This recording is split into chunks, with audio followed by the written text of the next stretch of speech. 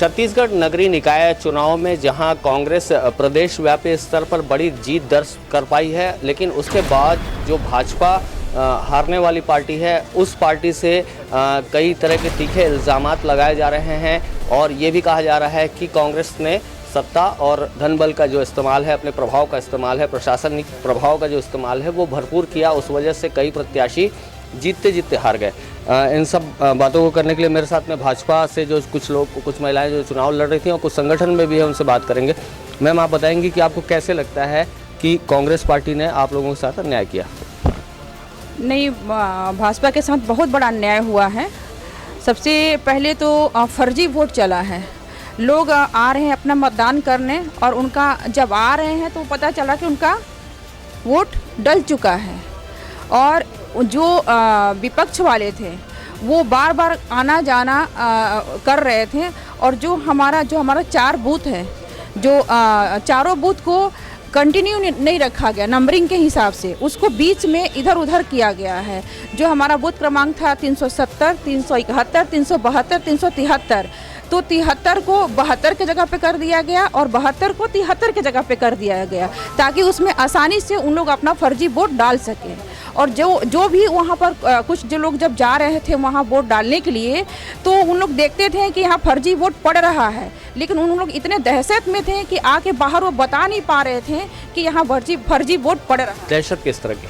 दहशत, डर की भावना कि हमारे साथ कुछ भी घटना हो सकता है अगर हम जाके अपना मुंह खोलेंगे तो।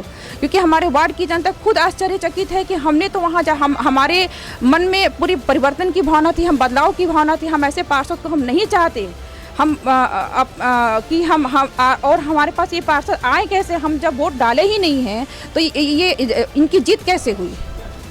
रश्मि मैडम इनका नाम है, रश्मि सिंह। इन्होंने चुनाव लड़ा था अभी और बहुत कम अंतरों से हारी हैं।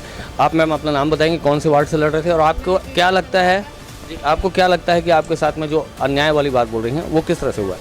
ऐसे तो मैं वार्ड क्रमांक 41 इंडस्ट्री एरिया छावनी से बीजेपी से जीती हुई हूँ अभी पार्षद प्रत्याशी के रूप में। और सर, गलत तो हुआ है, ये हमारे सामने की बात थी। उपासना साहू जीती नोट से जीती हुई थी और हमारे सामने काउंटिंग थी, बगल वाले टेबल पे हम सब थे और जीत कर उन्होंने लगातार बना के रखा हुआ था। लेकिन उन्हें कहीं ना कहीं अपनी कमजोरियां एहसास हो रही थी और बार बार उनको ऐसे भी बहुत ज़्यादा तरीके से टॉर्चर किया जा रहा था पूरे काउंटिंग के दौरान में। जो सामने वाला विरोधी जो दल था इतना ज़्यादा उनके ऊपर पावरफुल कोशिशें कर रहे थे और बहुत सारी ऐसे बातें से। आप बता रही हैं कि आप जीती हुई हैं, तो कहीं ना कहीं अगर आप जीती हैं तो हो सकता है ये अन्याय आपके साथ भी हो सकता था, लेकिन आप तो जीत के आई हैं।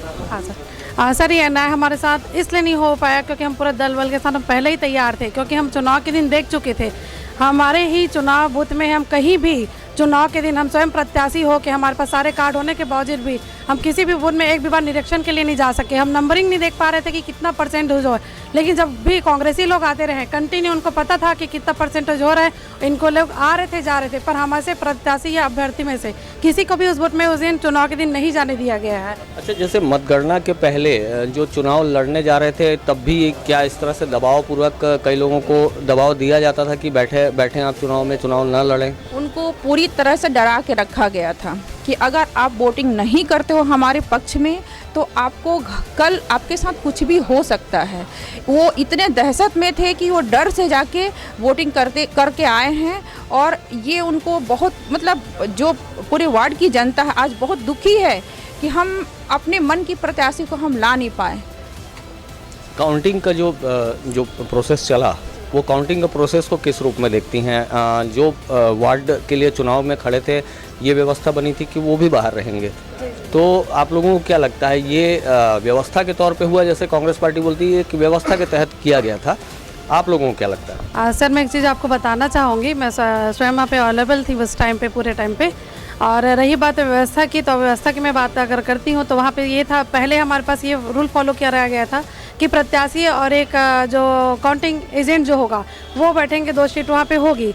हमको वहाँ जाने के बाद पहले तो प्रत्याशी को ही रोक दिया गया। पहले बोले ये तो अकाउंट के लिए बैठेगा वो वहाँ पे बैठेगा, नहीं तो आप बैठे, दोनों में से एक। लेकिन उनके में से प्रत्याशी भी वहाँ पे बैठा हुआ था, उनके जो अकाउंटिंग मेंबर थे वो भी बैठे हुए थे कांग्रेस की ओर से और उनके से हर जगह 2-2 सीट लेके बैठे थे। हमने बार बार पुलिस प्रशासन से भी निवेदन किया कि सर आप उनके लिए भी ये नियम लागू कीजिए, पर हम लोग को इतना बुरे तरीके से मतलब चमका के जोर से आवाज़ दे के इस प्रकार से कुछ बातें करके हम लोग को बाहर भेज देते थे। आप कुछ नहीं, वो शासन प्रशासन उनके साथ पूरी मजबूती के साथ थी, और हम जैसे ही एंट्री करते थे, जैसे ही हम चाहते थे कि हम अपना थोड़ा देख के आएँ कि हमारा काउंटिंग कहाँ तक पहुँचा है, तुरंत पीछे से माइक से आवाज़ आता था कि हाँ हमारा नाम रश्मि सिंह है, हाँ रश्मि मैडम आप निकलिए।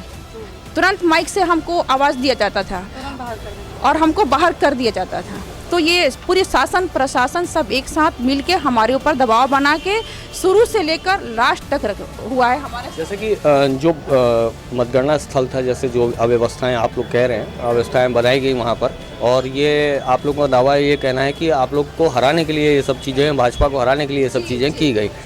तो अभी आप लोगों को क्या लगता है, आप लोग की जो लड़ाई है वो आप लोग कहाँ तक लड़ेंगे? आप नहीं, हमारी लड़ाई अभी पूरी रहेगी, क्योंकि ये जो दबंगई से जो सत्ता पक्ष वाले जो दबंगई हमारे ऊपर दिखा रहे हैं उसको हम ध्वस्त करने की पूरी कोशिश करेंगे और ध्वस्त करके रहेंगे।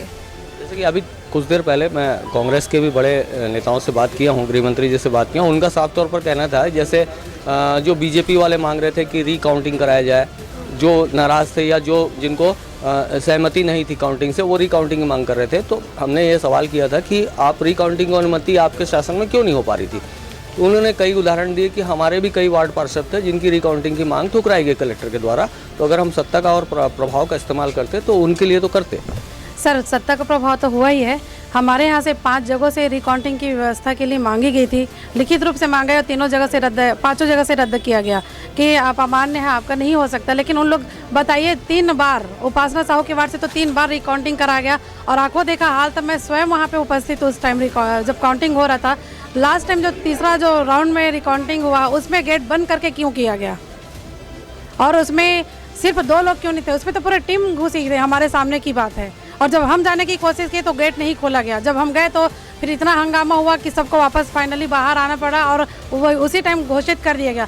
सबका जो सर्टिफिकेट है देने में कम से कम 2 से ढाई घंटा लग रहा था हमको। जीतने के पश्चात भी मेरा 10 बजे के लगभग मेरा रिजल्ट आया था, मुझे 12:30 बजे मुझे मतलब जो है एप्लीकेशन जो हमको दिया जा रहा था, प्रमाण पत्र, वो दिया गया है।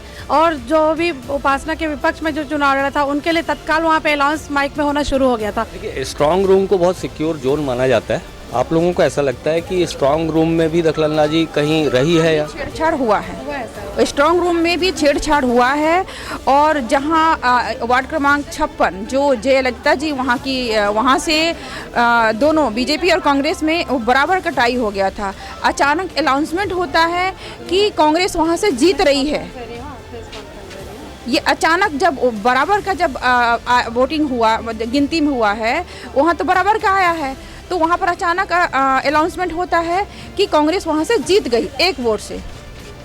अंतिम लड़ाई कहाँ रहेगी? आप लोग निर्वाचन आयोग को तो बेसिकली हो सकता है ये सब चीज़ों से अवगत करा ही रहे होंगे। क्या आप लोग कोर्ट भी जाएंगे आगे? जी बिल्कुल जाएंगे हम लोग। हमारा कंप्लेंट ऊपर तक जाएगा। हम पूरी मांग करेंगे कि हमारे साथ जो भी अन्याय हुआ है उसको अनदेखा न किया जाए। क्या ये भी मांग है कि जो चुनाव जो हुआ है अब तक जो सीन आया है, क्या वापस चुनाव की भी मांग करेंगे कि फिर से एक ट्रांसपेरेंट तरीके से फिर से चुनाव कराया जाए? सर, हमारे जो भी हमारे अग्रजगण है, जो आदरणीय जन है, हमारे जो नेतागण हैं, हम उनके गाइडलाइन पे आगे चलेंगे और वो जहाँ तक ले जाएंगे। हम तो साथ हैं ही उनके, और हमारे ही कहने पे हमारे नेतागण इस चीज़ के लिए आगे बढ़े हैं, क्योंकि वो गलत तो हुआ है सर, और हम लोग चाहते हैं जो हमारे प्रत्याशी है उनके साथ सही हो, और जिस हद तक जाना पड़े हम उनके साथ चलेंगे, और जहाँ तक बोलेंगे वहाँ तक जाएंगे। तो ये भारतीय जनता पार्टी की महिलाएं हैं, और वार्ड पार्षद के लिए चुनाव मैदान में थी। एक चुनाव जीती हैं, एक चुनाव हारी हैं। ऐसे कई चेहरे हैं जिन्होंने अब तक संघर्ष किया है, और पार्टी की ओर से इनका साफ तौर पर कहना है कि भारतीय जनता पार्टी का यह स्टैंड ये रखते हुए कहती हैं कि कांग्रेस ने अपने सत्ता, धनबल और प्रशासनिक दबाव का इस्तेमाल किया, न सिर्फ चुनाव लड़ने के समय, टिकट आवंटन के समय, बल्कि जो मतगणना स्थल है वहाँ से भी कुछ गतिविधियाँ ऐसी संचालित हुई जो गैर वाजिब थी। अब इनके दावों में कितनी सच्चाई है, कितना दम है, और आगे ये अपनी लड़ाई को कहाँ तक रख पाती हैं, और इनको न्याय कब तक मिल पाता है, या आने वाला जो पक्ष है वो अपने इन बातों का क्या जवाब दे पाता है, ये समय बताएगा। नेशन फर्स्ट ABK न्यूज़ के लिए छत्तीसगढ़ के भिलाई से मैं हूं शशिकांत तिवारी।